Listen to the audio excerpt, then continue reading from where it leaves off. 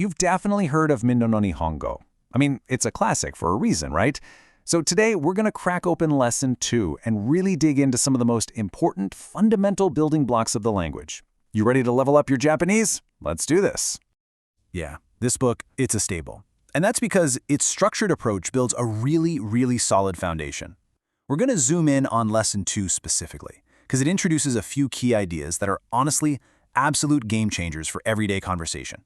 Think of them like the Swiss Army knife of Japanese grammar. Okay, let's start with a little puzzle.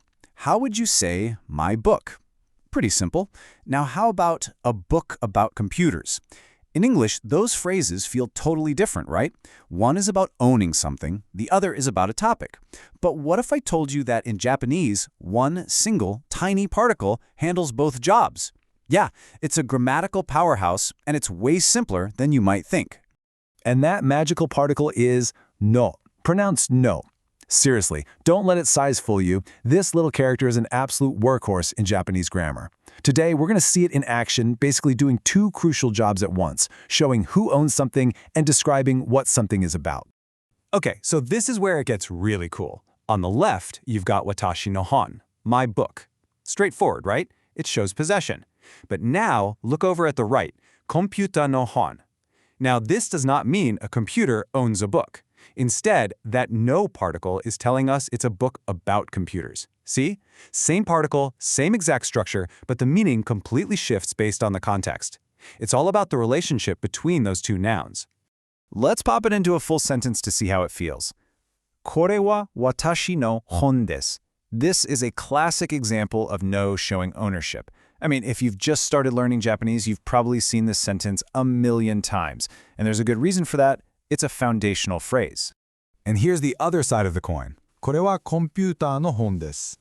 See how no is now linking computer and book to describe the book's topic? This subtle little shift is exactly what makes no so incredibly powerful. It's the key to being really specific and clear when you're describing things. All right, so we've got describing things down. Now let's build on that. What's the next step? Well, it's asking questions that offer a choice. This is another one of those essential tools for your conversational toolkit. And believe me, it's surprisingly simple. The structure? It could not be easier. Seriously, you just take your first option, pop a ka on the end, then take your second option and pop another ka on the end, and that's it. You've just framed a question as a choice between two specific things. It's such a simple, elegant formula. Okay, let's see it in action with an example. これは9ですか? 7ですか? Is this a 9 or is it a 7? Simple, right? You're just clearly presenting two options to the listener, and all it takes is a couple of kas. Now, here's a really key detail. How do you answer this? In Japanese, you don't say yes or no in this situation. You just state the correct answer. It's a much more direct and efficient way to respond, and it's something you'll hear all the time. So the response to, is this a 9 or a 7, is simply 9 desu. It's a 9. That's it. Clean, simple, and absolutely the most natural way to answer this kind of question in Japanese. Okay, so we can describe things and we can ask questions.